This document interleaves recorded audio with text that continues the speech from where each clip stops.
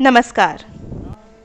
करुणा सिंधु संकट मोचन श्री बाबा जी महाराज दया के सागर हैं। कोई कैसा भी हो, अच्छा बुरा, भक्त विभक्त, महाराज जी सभी का कल्याण करते हैं। वास्तव में महाराज जी जन कल्याण या जनसेवा को ही सर्वश्रेष्ठ मानते हैं, क्योंकि यही जन कल्याण उनके लिए राम काज है। और महाराज जी अक्सर कहते कि राम काज कीजे बिनु मोहे कहाँ विश्राम।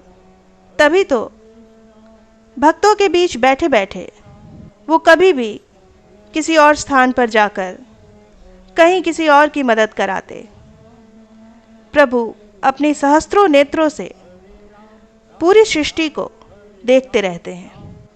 फिर भी कई बार लोगों का यह कहना होता है कि महाराज जी हमारी नहीं सुन रहे। क्या हमारी प्रार्थना महाराज जी तक पहुंच नहीं रही? आइए आज के इस अंक में हम इसी बात पर चर्चा करते हैं कि क्यों हमारी प्रार्थना महाराज जी तक नहीं पहुंच रही है। क्यों हम प्रभु के कृपा पात्र नहीं बन पा रहे हैं,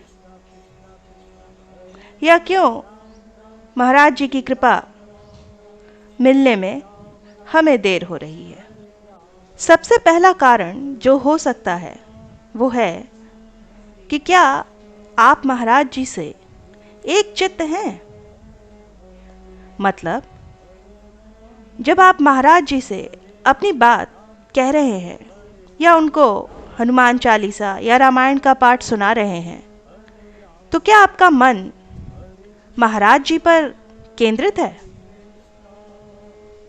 अधिकांश समय ऐसा होता है कि जब हम महाराज जी को हनुमान चालीसा, सुंदरकांड या रामायण सुना रहे होते हैं या उनसे प्रार्थना कर रहे होते हैं, या फिर जब हम राम राम का जाप कर रहे होते हैं, तो हमारा मन अन्य चीज़ों पर या घटनाओं के विषय में सोचता रहता है।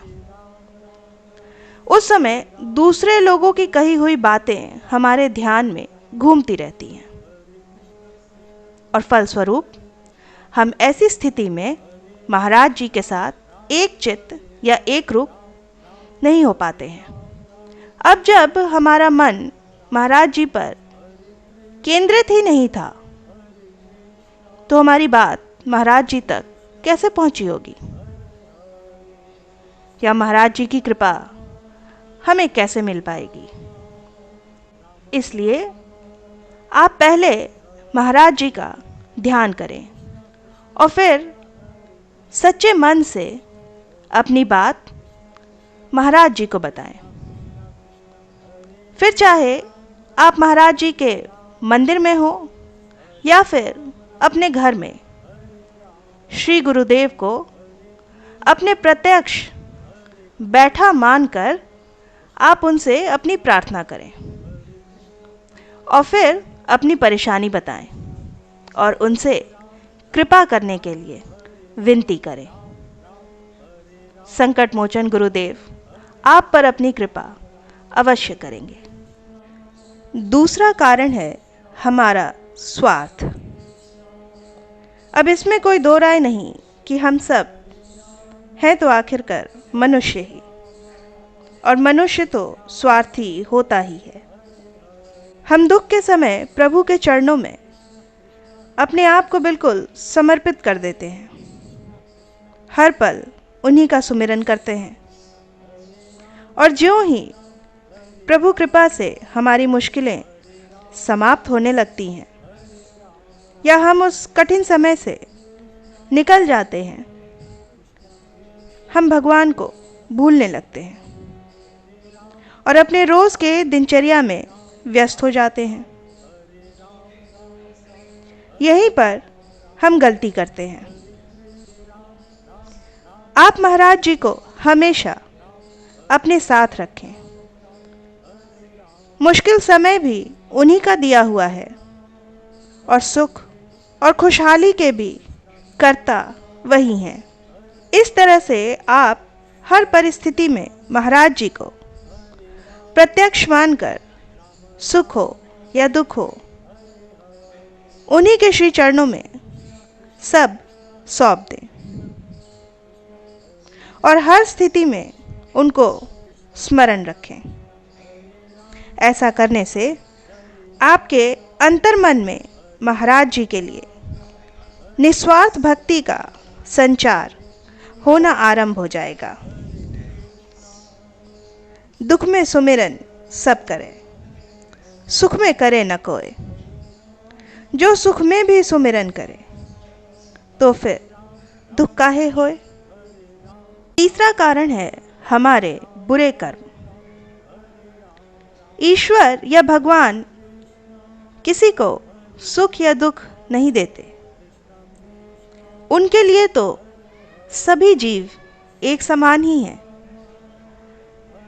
महाराज जी भी हमेशा सबकी मदद करते थे, फिर चाहे वो व्यक्ति कैसा भी हो, अच्छा बुरा, सच्चा झूठा, कोई भी हो, महाराज जी उसकी मदद जरूर करते।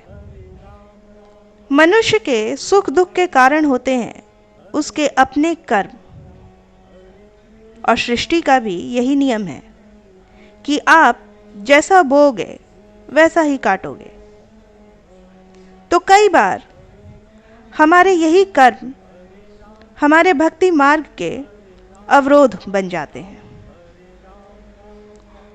सोचिए, एक ओर आप महाराज जी के सामने बैठकर उनको पाठ सुना रहे हों, और वहीं दूसरी ओर आप किसी निर्दोष को तकलीफ में डाल रहे हों, या किसी से ईर्ष्यावश उसका बुरा मना रहे हों, किसी को किसी का बुरा करने के लिए भड़का रहे हों। तो ऐसी मनस्थिति में या ऐसे कर्म करके क्या आपको लगता है कि महाराज जी आपसे प्रसन्न होंगे या आपकी प्रार्थना स्वीकार करेंगे? महाराज जी बड़े दयालु हैं, उन्हें हमसे कोई अपेक्षा नहीं है। आप बस प्रभु का नाम या राम नाम करते रहें। किसी के तकलीफ का या किसी के लिए दुख का आप कारण ना बनिए। हो सके तो जन सेवा को ईश्वर सेवा या गुरु सेवा मानकर यथाशक्ति योगदान करें, और यदि ना कर सकें तो कम से कम उसमें अवरोध का कारण ना बने। हर स्थिति में महाराज जी को साक्ष्य रखकर उनके कमल चरणों में अपनी प्रार्थना को रखते, और फिर सब कुछ महाराज जी के ऊपर छोड़ दें। चौथी और सबसे महत्वपूर्ण बात जो मुझे लगती है वो ये है कि अपने अच्छे या बुरे का बोध ना होना। कई बार हम महाराज जी से या ईश्वर से ऐसी वस्तु या ऐसा कुछ मांग लेते हैं जो शायद हमारे लिए उचित नहीं रहता, पर इस बात का बोध हमें उस समय नहीं होता है, या फिर कई साल के बाद हमें इस बात का एहसास होता है कि चलो जो हुआ अच्छा ही हुआ। इसलिए महाराज जी के निर्णय पर आप विश्वास रखें। एक पिता अपने बच्चों का अहित कभी नहीं होने देता, वैसे ही महाराज जी भी अपने भक्तों के सदैव साथ हैं, और वो जो भी करेंगे अच्छा ही करेंगे। ऐसा विश्वास बनाकर आप महाराज जी की भक्ति करें। आशा करती हूँ कि आज का ये अंक आपकी साधना में और महाराज जी की भक्ति में सहायक सिद्ध होगा। इसी प्रार्थना के साथ मिलते हैं अगले अंक में। तब तक के लिए जय बाबा की। राम राम हरे राम राम राम हरे राम राम राम हरे राम राम राम हरे Krishna Krishna, Krishna Krishna, Hare Krishna.